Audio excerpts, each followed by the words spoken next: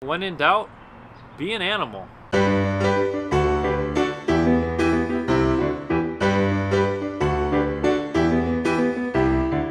Going to the dentist this morning for a cleaning. Does anybody else like floss extra good the morning of to think that you can like trick them or something? I just got done at the dentist. Everything looked good, no cavities. Am I doing a good job? I'm doing a pretty good job, but I could be doing better. Flossing, I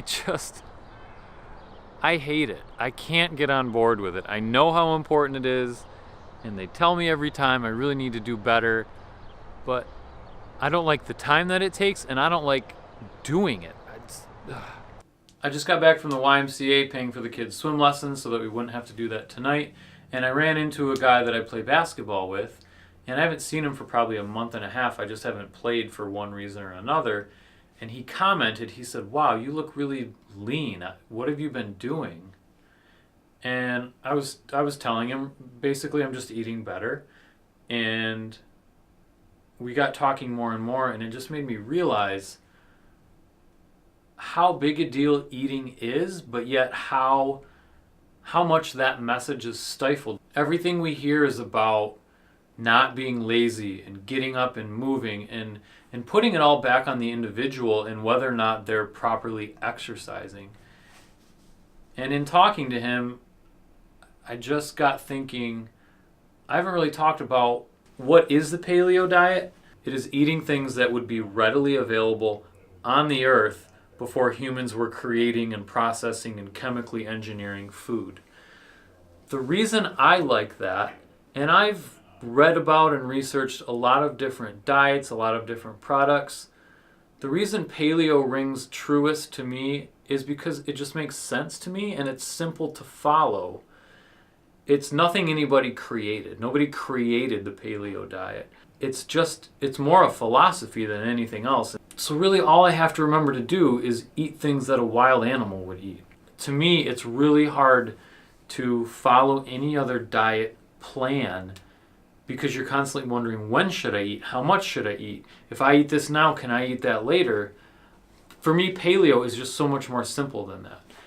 Eat good things, eat when you're hungry, and don't stress about anything else. I've read a lot of stuff, I've looked at a lot of research, and I am by no means any expert, so what I say is a layman's regurgitation of what I've found, but it's that those people who were our ancestors and those who still eat this way are by just about all measures healthier than those of us that eat what we would call a Western diet.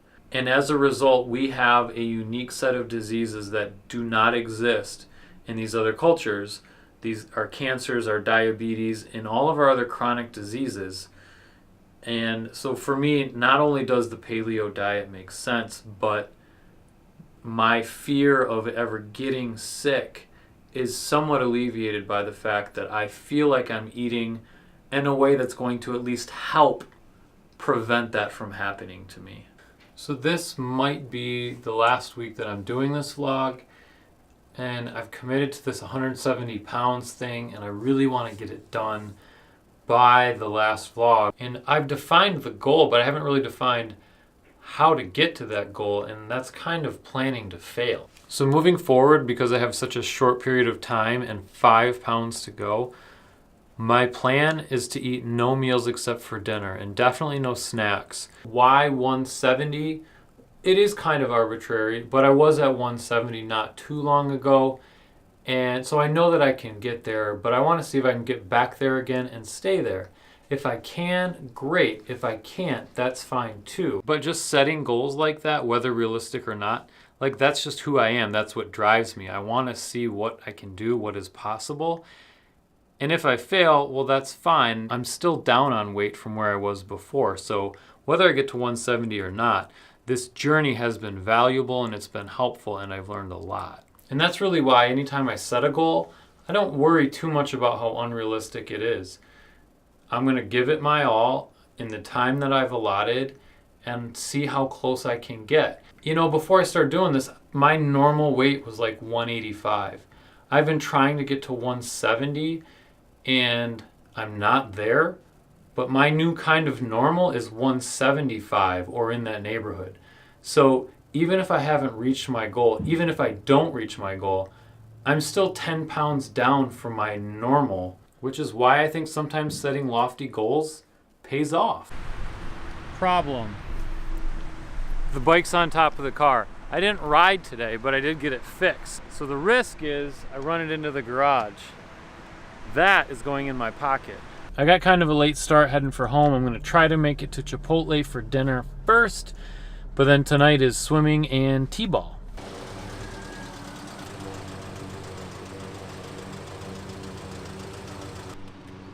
Not this time, Mr. Bike, not this time.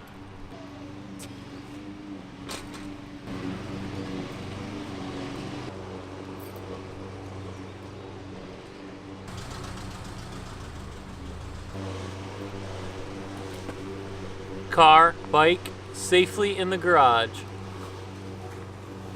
she fall in on purpose? Yes. Oh yeah.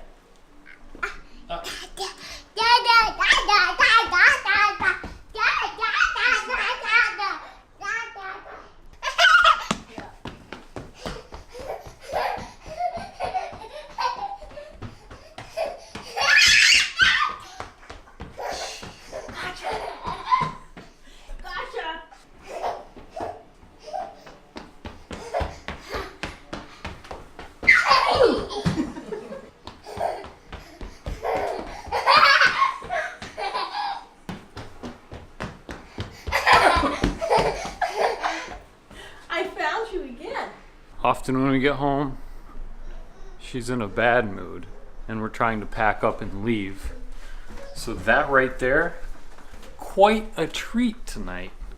Collin's got his glove, his hat, pants on, shoes on. We need to switch. It's just we need to do a reverse from red to black. Yeah. You can change your shirt if you want. See you, Coach Matt. Good job. Ready?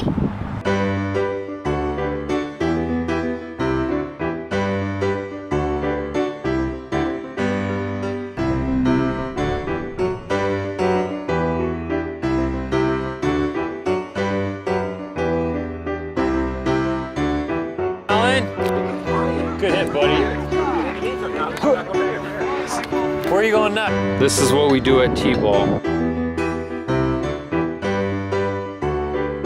All right, buddy, let's see what you got. Here goes. Go, go, go, Collin, go. There's Rosie. Can you wave?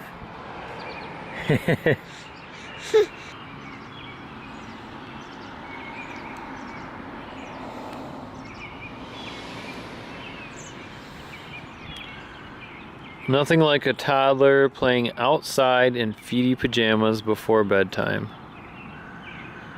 And Dad sitting and relaxing in an Adirondack chair at the end of the driveway. Most likely for the next 5 seconds. Rosie's got a wood chip. Blech. Blech. Pff. So Collin's over there having Gatorade and chocolate chip cookies. Probably one of my biggest struggles in maintaining my own health is the lack of control of my kids' health. We can control what they eat in our house and largely like at daycare and in their lunches and stuff, but the external world gives them so much terrible food. Another one? So it's hard for me to see that stuff go into their bodies. I'm not willing to be the parent who won't allow them to have the same snack as all the other kids. Or I'm not going to speak out and say, hey, let's have healthy snacks at T-ball and at school. So, I don't know, I just do the best that I can with what I can control, and I try to live with the rest. But it's definitely a trigger for me. They're going to have that crap, then I want to have that crap, even though I don't really want to. Yeah, buddy. I have the same exact video of Collin, except last time he was on the T-ball field. This time he's on the anthill. Oh my gosh. Let's see how you get to the other side. Yeah. You get on this, and it slides. What's I made it slide. That's really clever. And then watch. You go, see that? You go down here. Wait, can the car go underneath it too? Yeah, I can. Wow. It's like a bridge. This is whole car. That's really nice, Collin.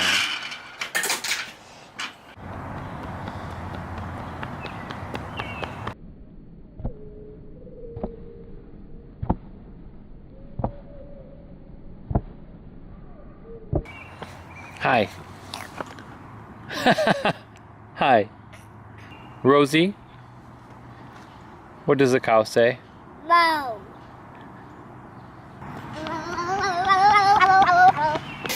Oh, on your head. Hey, Rosie. What does a bear say? No. What does a bear say? Bear. Bear. Roar. There you go.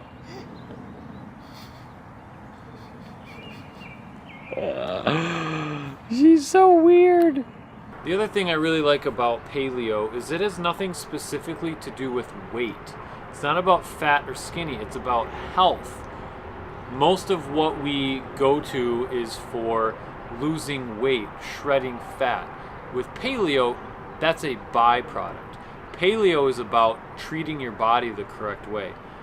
Christine just read an article about ADHD and how eating healthy proteins and vegetables and fruits and cutting out processed foods and sugars, aka the paleo diet, has been linked to improving ADHD conditions in kids. And that's something that we see so much of these days that we just didn't 20 and 30 and 50 years ago. Think of a computer system. You code in an input, you're gonna get an output. Food is our input. Medicine is our input. Pills are our inputs.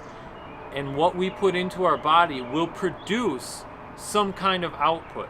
Now, if I eat terrible food, maybe I don't gain weight, but maybe I have another condition. Somebody else, they eat terrible food, maybe they gain weight. If we input bad food, bad things into our systems, every one of us is going to have some unique negative output. And so for me, eating paleo and having my family eat paleo, and we're not perfect by any means, but we do as well as we can. Eating that way, in my mind, helps insulate us from some of those negative outputs that can happen. You know, so many people say, well, life's too short to not eat this food. For me, life's too short to not feel good all the time. And I think for a lot of us, we don't even know what feeling good feels like anymore. I've known a lot of people that have gone into some sort of clean eating, whether it's paleo or under some other name, and after 2 weeks, they go back and they eat something bad again, like a pasta or bread or carbs of other kind, and they say, I didn't even realize how bad that made me felt, because you've lowered yourself to a new norm because of eating those things. So when you stop eating those, your norm goes from here to here, where there's more energy, you sleep better, you feel better, you're in a better mood, you're less depressed. I mean, I've gone through the cycle. I've gone through the highs of eating good and the lows of eating bad. It's real. We are just like other animals. Look at DNA, look at any other markers. We are this close to most other animals. So I look at how do they live. And that transcends not just food, but also everything about how we live our lives. Do animals stay up hours and hours past sunset? No. Do they artificially get up super duper early? No. Do they wear padded shoes this thick? No. So I live in today's world just like the rest of us, but there's a lot of things that I can do that I at least can keep in mind and strive for. Rather than playing by the rules of what food industry, what government tells us, I think it's a lot easier to just use common sense and say, when in doubt, be an animal.